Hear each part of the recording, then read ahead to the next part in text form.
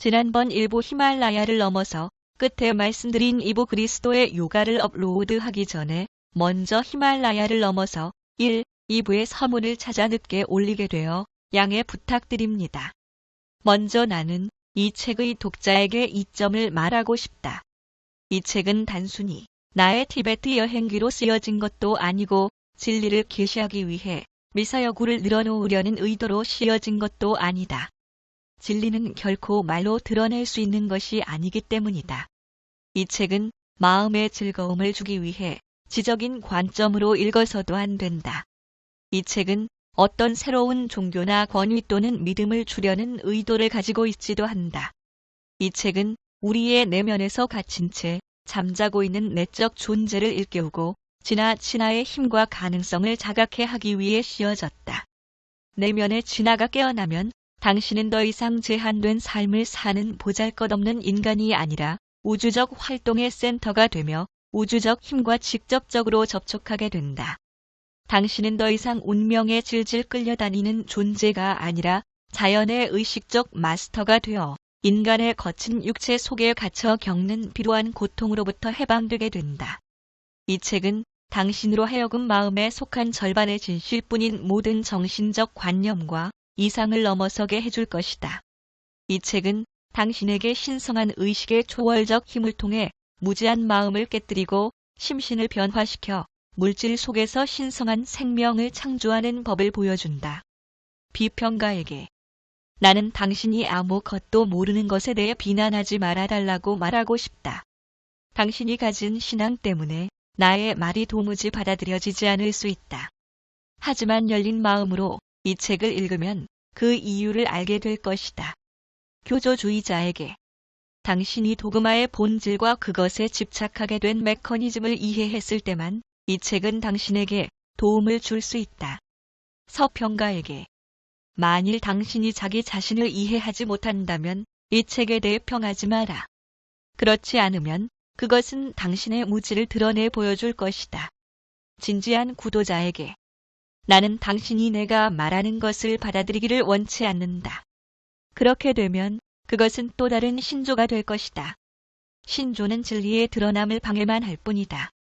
믿거나 불신하거나 받아들이거나 거부하거나 하는 행위는 당신에게 이해를 가져다 주지 않는다. 먼저 당신의 마음을 맑히라. 당신이 읽거나 들어온 모든 것들을 냉정하게 식별하라. 그러면 당신은 시간에 속하지 않은 고요를 발견하게 될 것이다. 그 고요 속에서 진리가 당신에게 계시될 것이다. 무신론자에게 당신은 스스로 신을 믿지 않는다고 생각한다. 그러나 그것은 또 다른 형태의 믿음에 불과하며 당신에게 이해의 길을 막는다. 당신의 마음을 살펴라. 그리고 당신이 마음속에 어떤 구성물들을 만들어 놓았는지 보도록 하라. 그러면 당신은 진정한 진리에 대해 얼마나 무지한지 깨닫게 될 것이다.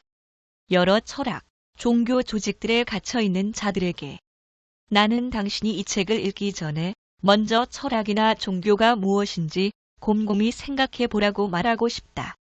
그렇지 않다면 당신은 단지 자기 자신의 조건을 투사해 읽게 될 뿐일 것이다. 당신의 마음을 모든 두려움, 미신, 신조로부터 해방시켜라. 그러면 즉각적인 변화가 일어날 것이다. 왜냐하면 진리는 영원하며 바로 지금 존재하기 때문이다. 당신의 심적 구성물, 모방들의 본질을 인식하고 어떻게 그것들이 생겨나게 되었는지 이해함으로써 그것들을 바로 벗어던지라. 그러면 진리가 즉각적으로 드러날 것이다. 진리는 시간이나 됨의 문제가 아니다. 되기는 항상 내일을 상정하게 된다. 그런 식으로는 실제 진리로부터 멀어질 뿐이다. 진리는 바로 지금 존재한다. 진리가 지금 존재하지 않는다면 그것은 내일도 결코 나타나지 않을 것이다. 지금 이 순간순간 속에 사는 것, 이것이 진리이다. 당신이 지금 속에 산다면 어떤 기억도 옳고 그름도 과거나 미래도 존재할 수 없다. 거기에는 오로지 사랑과 자비만이 존재할 것이다. 그것이 진리이다. 실제는 지금 존재한다. 지금 존재한다는 것은 사랑하는 것이고 진정으로 사는 것이다. 그것은 죽음이 없는 영원한 생명이다. 그 밖의 모든 것은 마음의 구성물이다. 당신의 반응들은 당신의 마음이 어떻게 구성되어 있는지 말해줄 것이다. 그러나 진리는 구성되지 않으며 반응도 갖고 있지 않다. 마음은 조건화에 따라 반응한다. 그러므로 당신의 반응을 살피라. 그러면 당신은 자기가 어떻게 갇히게 되었는지 알게 될 것이다. 모든 사람들은 자신의 심적 구성에 따라 다르게 반응한다. 만일 당신이 뭔가를 믿거나 불신하거나 수용하거나 거부하거나 한다면, 그리고 그것에 의해 당신이 아끼는 사상이나 신앙이 혼란된다고 느끼거나 어떤 식으로든 정신적으로 혼란된다면 그것은 당신이 자유롭지 못하다는 것을 보여준다. 당신의 반응들은 거의 자동적이다. 그것은 당신의 손과 발이 묶여 있다는 것을 보여준다. 당신의 반응들의 주의를 기울여라. 그러면 당신은 당신의 자가 수많은 이론, 심적 구성, 호불호, 신조, 관념, 증오, 질투, 적대감, 욕구 등으로 가득 차 있다는 걸 이해하게 될 것이다. 그리고 자신이 얼마나 진리로부터 멀리 떨어져 있는지 알게 될 것이다. 이 책에서 언급된 게쉬 린포체는 물질계를 떠나고 없다. 하지만 그 이후에도 나는 그와 대화를 나누어 왔다. 본래 분리란 없으며 그것은 단지 인간의 마음속에만 존재한다는 것을 증명해 주는 것이다. 나의 스승은 아직도 티베트에서 육신을 지닌 채 살고 있다. 그는 아스트랄 비행으로 자주 와서 나의 사역을 도와주고 있다. 스승의 이름은 그의 요청으로 일부러 언급하지 않았다. 그가 호기심으로 구도를 하는 세상 사람들로 인해 곤란한 지경에 빠지지 않도록 나의 책 당신이 사용할 수 있는 보다 높은 힘의 서문에서 나는 이렇게 썼다. 세상에 이 메시지를 전하는 전달자가 된 것을 큰 영광이라고 생각한다. 하지만 나는 어떤 특권 의식도 없으며 내 자신이 일반인과 다른 영적 자질을 가지고 있다고 생각지 않는다. 오랜 세월 동안 나는 진지한 사역자이자 내밀한 가르침의 학인으로서 전 세계를 돌며 환자들을 치유하고 내가 알고 있는 바의 진리를 가르쳐 왔다. 그리고 나는 많은 성공들을 거두었다. 하지만 그것은 전적으로 나의 힘만으로 된 것은 아니다. 나는 이 모든 시험 기간을 통해 영적으로 도움받고 인도받아왔다. 어느 날 밤 한 신비한 방문자가 내게 나타났고 그 후 비로소 나는 나의 진정한 사명이 무엇인지 알게 되었다. 그는 이렇게 말했다. 오랜 시간 동안 나는 너와 함께 있어 왔어. 하지만 너는 그것을 알지 못했지. 하지만 이제 내가 너에게 모습을 드러내야 할 때가 되었어. 나는 너를 티베트의 히말라야로 안내할 거야. 거기서 너는 너의 진정한 사명을 위한 가르침을 받게 될 거야. 부름받는 자는 많지만 선택되는 자는 소수에 불과해. 모든 것을 두고 나를 따라올 준비가 되니? 두려워하지 마. 세계가 기뻐할 거야. 내가 전달하게 될 메시지는 사람들의 마음으로부터 혼란을 없애줄 될 거야. 너의 말에 귀를 기울이는 자들은 나의 사람들이야.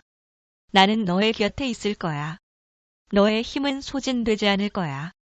왜냐하면 신은 선택된 자를 지켜주시기 때문이지. 이런 말을 남기고 그는 올 때처럼 호련히 사라졌다.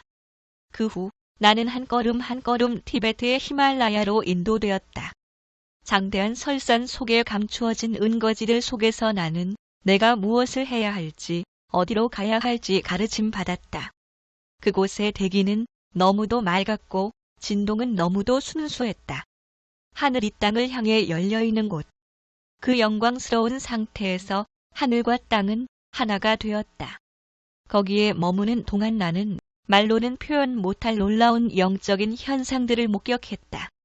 나중에 나는 책을 써서 티베트 대 히말라야의 가장 접근 불가능한 오지에 이르는 길에 대한 설명과 함께 거기서 있었던 사건들, 내가 보고 들은 것들, 나의 여행 체험들에 대해 상세하게 전할 것이다. 나는 또한 날마다 마스터들과 만나는 기쁨과 환희에 대해서도 말할 것이다. 그들의 사랑, 자비, 단순성은 그들이 지닌 놀라운 힘의 비밀이다. 왜냐하면 사랑은 신이고 신은 사랑이기 때문이다. 주가 세상을 이처럼 사랑하사 독생자를 주셨으니 이는 그의 말에 귀 기울이는 자들로 하여금 영생을 얻게 하려 함이라. 혼이 준비되면 마스터는 나타난다. 준비된 자들은 모든 나라들이 한 나라이며 모든 민족들이 한 민족이며 모든 생명들이 한 생명이라는 마스터의 소리를 듣고 알아볼 것이다. 그것은 하나의 나무에서 난 많은 가지들이다. 그것들은 모두 동일한 생명이다.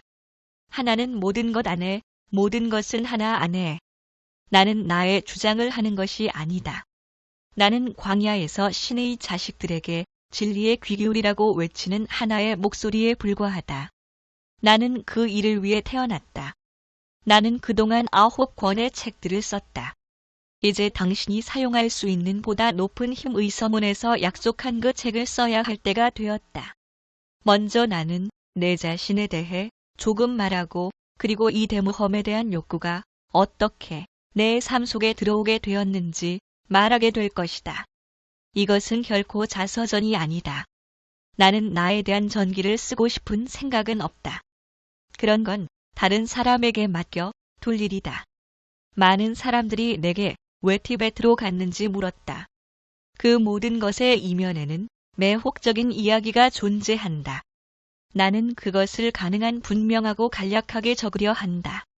대부분 사람들의 삶 속에는 자기도 모르는 어떤 목표를 향해 밀어붙이는 어떤 알 수 없는 살아있는 힘이 존재한다. 나의 삶에서 일어난 일이 바로 그런 경우다. 이 책은 문학적인 미사여구를 나열한 책도 아니고 신기한 동화도 아니다. 또 진리를 드러내기 위한 책도 아니다.